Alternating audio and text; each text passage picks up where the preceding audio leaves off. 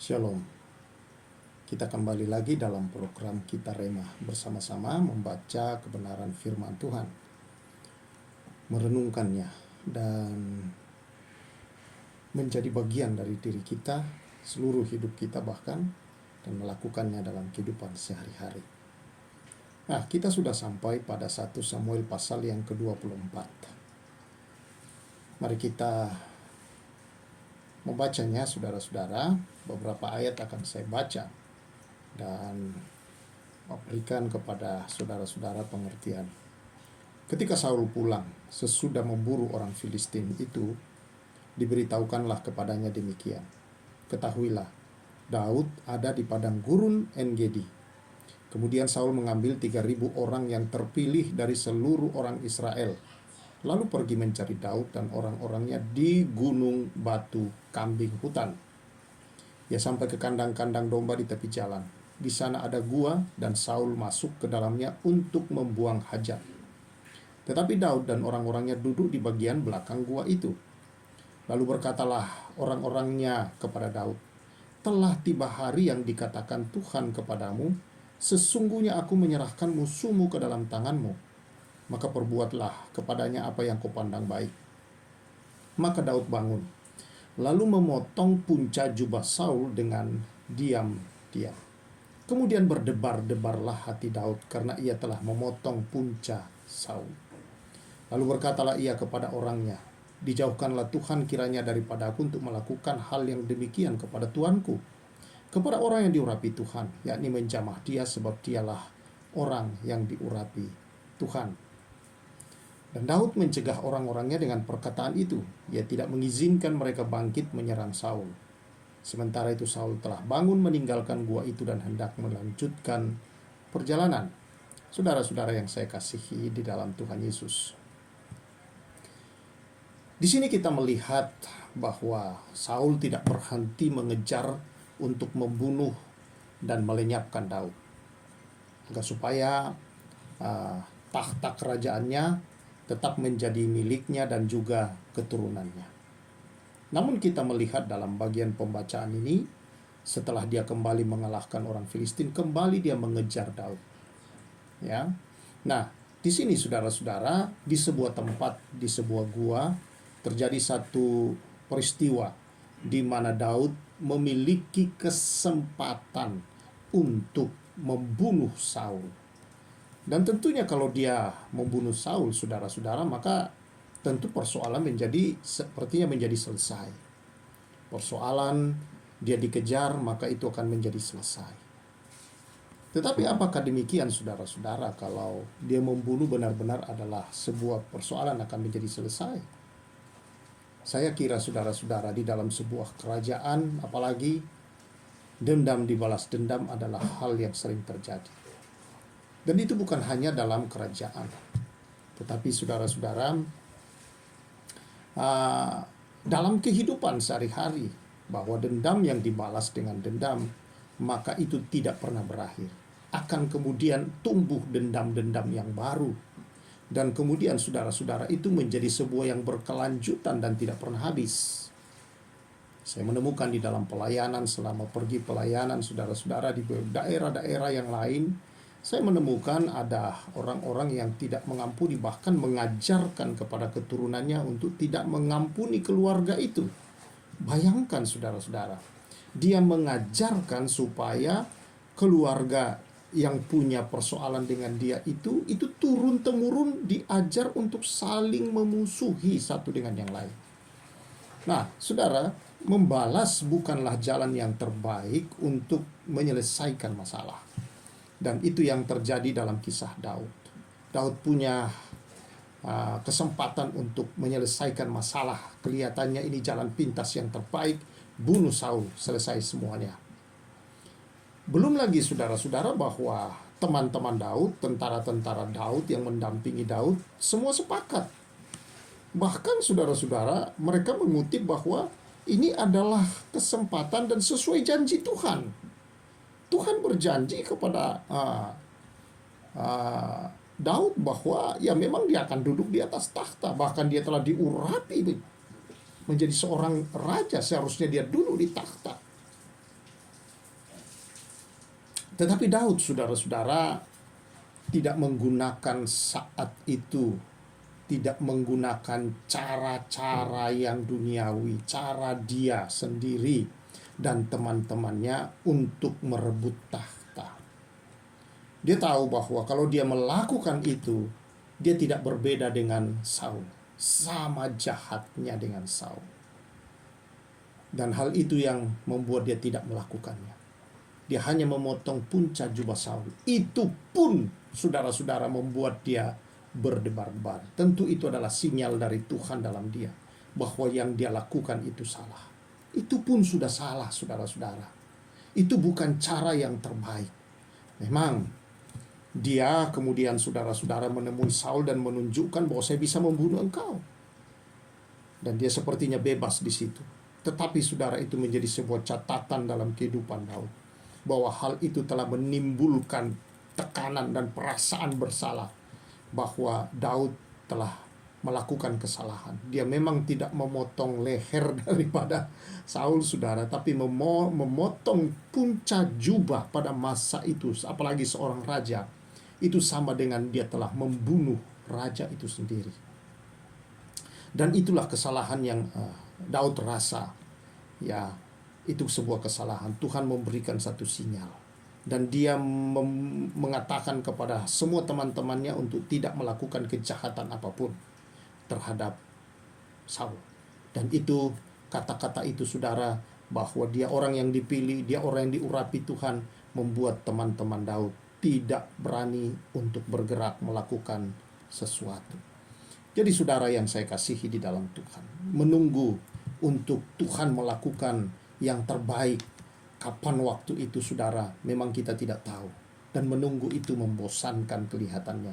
Apalagi kalau masa menunggu itu, saudara, kita menjadi seperti Daud, kayak jadi korban dalam hal itu.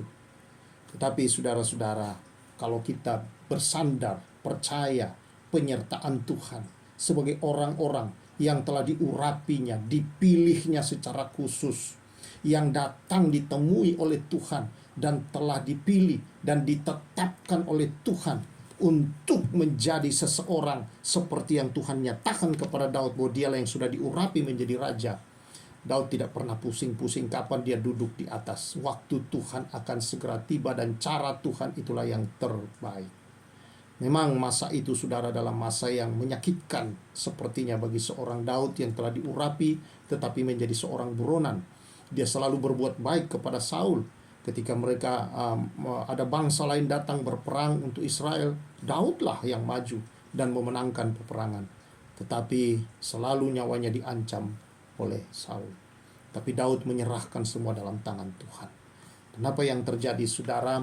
Bahwa kemudian ketika dia menemui Saul tentang apa yang terjadi di goa itu, saudara, maka Saul kemudian menjadi sadar kembali. Saya percaya, saudara, tanpa Daud melakukan itu, Saul tidak akan pernah dapat membunuh Daud. Karena itu sudah menjadi ketetapan Tuhan. Pelarian Daud hanyalah sebuah proses, saudara-saudara, untuk dia tetap taat, bersandar. Pengalaman-pengalaman yang dia alami itu telah membuat Daud semakin sadar bahwa pilihan Tuhan atas hidupnya membuat juga Tuhan bertanggung jawab untuk senantiasa menyertai, memelihara, menolong, dan senantiasa melindungi akan seluruh perjalanan Daud. Saudara yang saya kasih, mungkin kita diperlakukan tidak adil, kita dicurangi, kita, saudara-saudara, diperlakukan secara tidak baik oleh seseorang atau oleh sekelompok orang, atau di tempat di mana kita bekerja atau di mana saja. Saudara merasa dikhianati, saudara disakiti. Saudara, pembalasan bukanlah cara yang terbaik. Ya, kadang ada saat untuk kita bisa membalas, tetapi membalas, saudara-saudara, bukanlah cara yang terbaik untuk kita lakukan. Menantikan waktu Tuhan sendirilah, saudara-saudara, itulah cara yang terindah dalam hidup ini. Bahwa Tuhan punya cara sendiri bagaimana dia akan melakukan setiap janjinya terhadap hidup kita. Mungkin kita diremehkan, mungkin kita, saudara-saudara, dikhianati, dicurangi, dibuli, dan berbagai hal untuk merendahkan kita. Tetapi kalau Tuhan yang memilih, Tuhan yang menetapkan, Tuhan yang telah mengurapi kita untuk itu, saudara. Tidak ada yang bisa mengambil, tidak ada yang bisa menutup pintu yang telah Tuhan buka, dan tidak ada yang bisa mengambil apa yang Tuhan telah berikan. Tidak ada yang hilang. Tuhan bisa kembalikan itu kembali berlipat-lipat kali ganda dalam hidup ini. Karena itu tidak perlu membalas, saudara. Itulah sebabnya firman Tuhan mengajar kita, sama seperti Kristus telah mengasihi kita, biarlah kita juga mengasihi orang-orang lain seperti Kristus. Standar Kristus mengasihi kita, standar itu juga yang kita gunakan untuk mengasihi orang-orang lain. Bukan kasih kita, kasih Kristus yang kita terima, inilah kasih yang kita terapkan juga dalam kehidupan sehari-hari, saudara. Itulah sebabnya dalam Roma 12, inilah yang terbaik, saudara. Ayat 17-20 berkata, janganlah membalas kejahatan dengan kejahatan, lakukanlah apa yang baik bagi semua orang. Sedapat-dapatnya, kalau hal itu bergantung padamu, hiduplah dalam perdamaian dengan semua orang.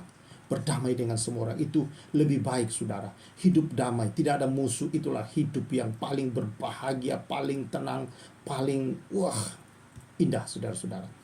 Ayat 19, saudara-saudaraku yang kekasih, janganlah kamu sendiri menuntut pembalasan, tetapi berilah tempat kepada murka Allah. Sebab ada tertulis, pembalasan itu adalah hakku, akulah yang menuntut, pembalasan firman Tuhan. Tetapi jika seterumu lapar, berilah dia makan. Jika ia haus, berilah dia minum. Dengan berbuat demikian, kamu menumpukan bara di atas kepalanya. Janganlah kamu kalah terhadap kejahatan, tapi kalahkan kejahatan dengan kebaikan. Saudara-saudara yang saya kasih, inilah kebenaran firman Allah buat kita. Membalas bukan jalan yang terbaik. Kita bisa membalas, dan seringkali ada waktu untuk kita membalas, saudara-saudara, dalam hidup ini. Tetapi yang terbaik dan yang terindah adalah ketika hati kita tidak dikuasai oleh dendam, kepahitan, sakit hati, iri hati, dan berbagai macam keadaan hati yang tidak baik. Yang terbaik adalah ketika hati kita bersih, kudus, bebas dari semua. Hati kita dipenuhi oleh kasih Bapa Surgawi. Ini akan mengubah hidup kita sendiri, membawa kita dalam kehidupan yang tumbuh secara rohani, pengenalan Tuhan dan lebih dekat dengan Tuhan. Dan yang lebih indah lagi, saudara, ini membuat kita mudah dalam kehidupan sehari-hari, bertemu dengan siapapun, tidak ada musuh, kita ada sukacita, ada bahagia, tidak ada tekanan, tidak ada intimidasi yang terjadi. Dan ini membuat kita, saudara-saudara, untuk bisa terus bebas menyatakan kuasa kemuliaan Allah dari kehidupan kita terhadap orang-orang yang membutuhkannya. Kiranya kebenaran ini membawa saudara dan saya untuk terus hidup di dalam kasih Tuhan. Sama seperti Kristus mengasihi kita, kita mengasihi dengan standar yang sama. Tuhan melalui kebenaran firman Tuhan ini, saudara-saudara, Dia mengajar kita, kalahkan kejahatan dengan kebaikan. Hendaklah kebaikan hatimu diketahui semua orang, karena kedatangannya sudah dekat. Jadi yang kita pikirkan orang percaya bukan membalas, tetapi yang kita pikirkan orang-orang beriman, percaya dalam Kristus Yesus yang telah ditebus, dibenarkan, dikuduskan, dan dilayakkan di hadapannya adalah bagaimana saya bisa melakukan yang lebih baik untuk orang-orang lain, termasuk seteru-seteru yang mencurangi, yang mengkhianati saya, dan yang juga saudara-saudara membuli ataupun melakukan hal-hal yang tidak baik, tidak adil terhadap kehidupan kita. Minimal kita dapat berdoa untuk mereka, memberkati mereka agar anugerah Tuhan dinyatakan atas kehidupan mereka. Masalah pembalasan milik Tuhan, itu pun tidak perlu kita pikirkan. Tuhanlah yang akan balas. Tidak perlu kita sebutkan, saudara. Karena itu berarti masih ada dendam ingin membalas dalam kita, tapi kita berikan kepada Tuhan. Tidak perlu. Lepaskan saja pengampunan itu, bebaskan dirimu, saudara, dan jalanlah dalam kemerdekaan. Karena orang yang merdekalah, saudara-saudara, yang akan dapat berkarya dengan baik dan melakukan segala kebenaran dalam kehidupan ini dengan sebaik-baiknya. Tuhan memberkati kita semua. Terima kasih Bapa di surga. Kami bersyukur karena anugerah-Mu di dalam Yesus yang telah menebus, mengampuni, mengasihi kami. Standar inilah yang kami terima, yang boleh kami berikan juga kepada sesama manusia. Terpujilah Engkau atas semua ini. Demi nama Yesus. Amin.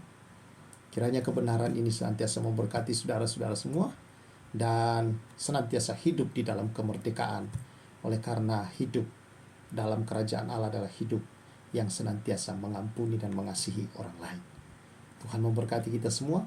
Saya Pastor Samuel menyampaikan salam restorasi.